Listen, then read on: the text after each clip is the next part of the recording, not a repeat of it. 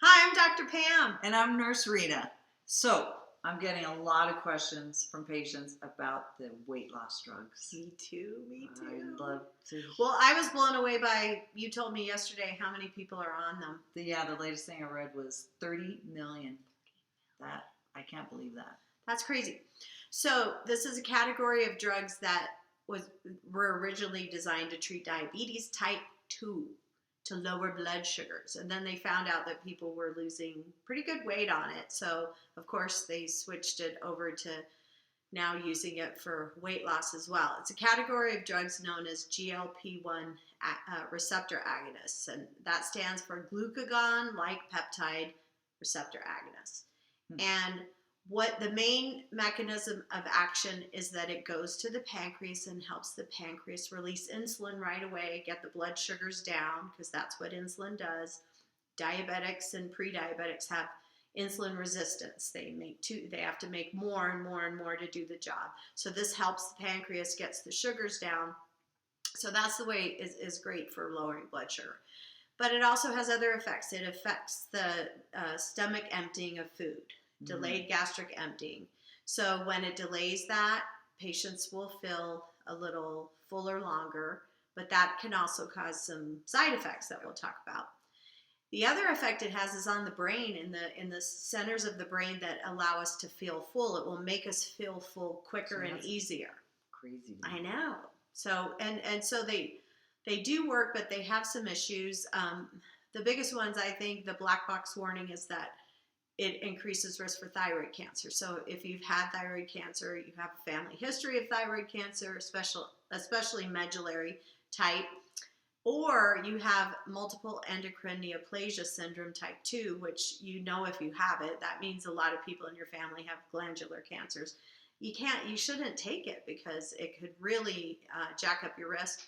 The other thing is diabetic retinopathy. That's a problem with the retina of your eye that can lead to blindness if it goes down.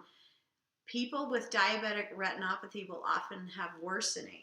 And one of my patients didn't have diabetic retinopathy, but she was put on it by her endocrine doctor, and her vision went down in a month.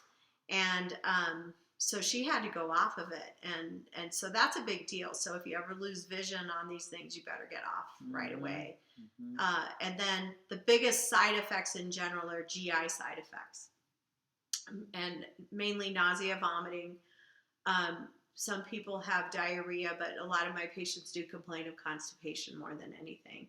And stomach pain. Some people get abdominal pain. So I'm always worried in those patients if they have severe side effects, because some people are getting off of these and that does not go away.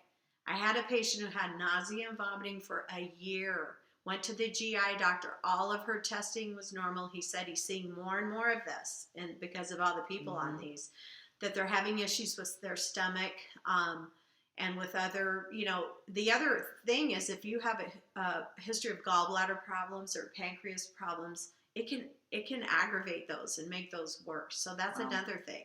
So you just have to be careful. The other thing is, the biggest issue I have as a weight loss drug, besides those terrible side effects, are that if a physician started doing a DEXA scan, that's the same machine we use to measure bone density, but it actually is super accurate at measuring your lean muscle mass and your fat.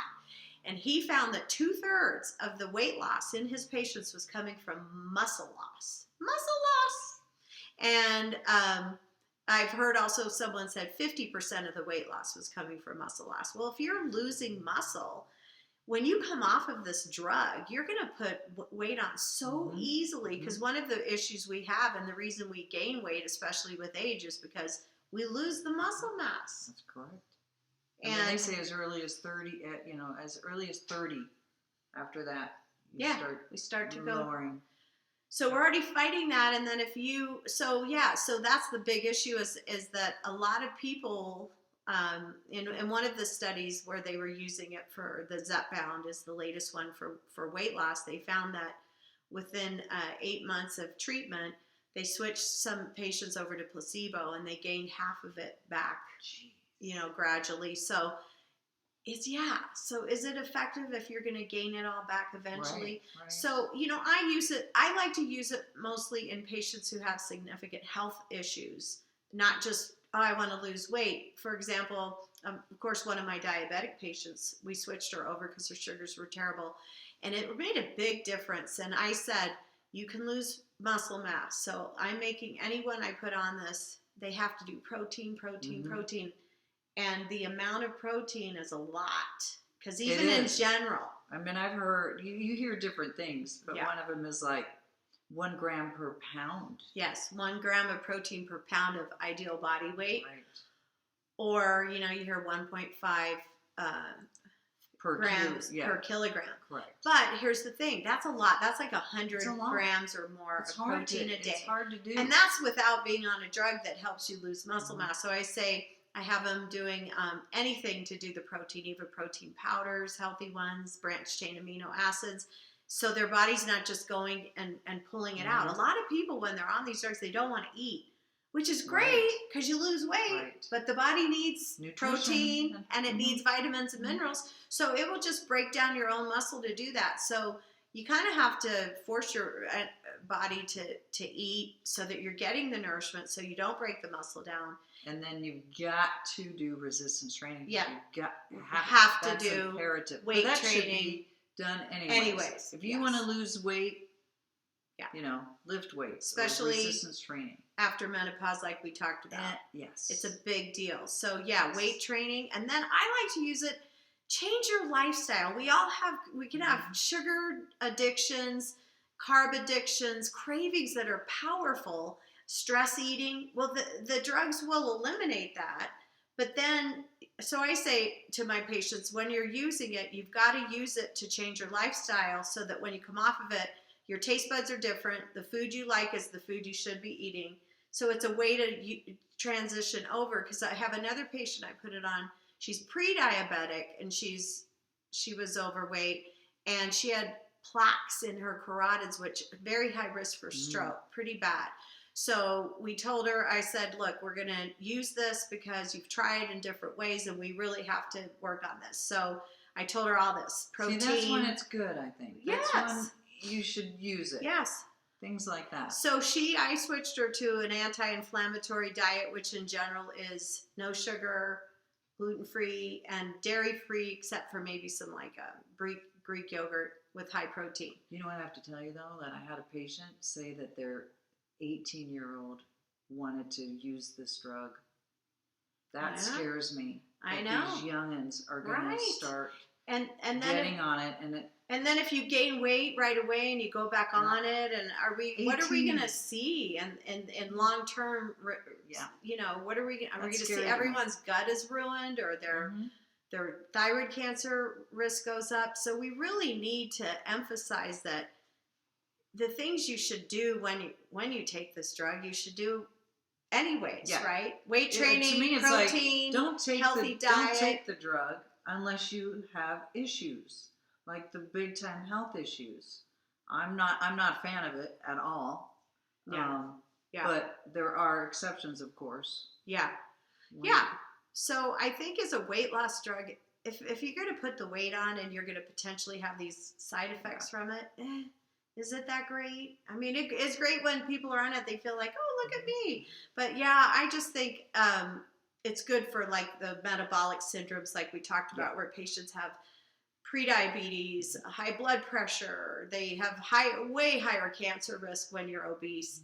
Those people, if they're really stuck, I also consider it to be temporary, though. I want them to just bring it down. Even my diabetic patient is now almost to pre-diabetic. And I told her, I want her to keep going. She's weight training. She's eating the protein. She's eating healthy food. That's her new lifestyle. And that when she comes off of it, she will no longer be a diabetic.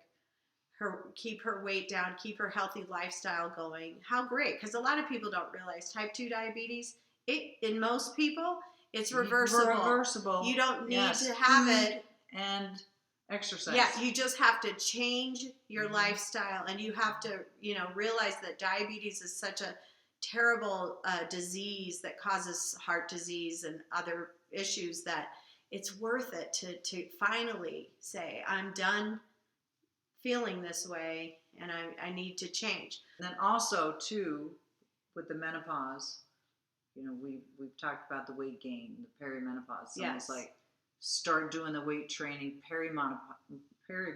Yeah, as early as you can. Correct. Right. I agree. And if you have any questions about any of this, just let us know. Please ask. Thank you.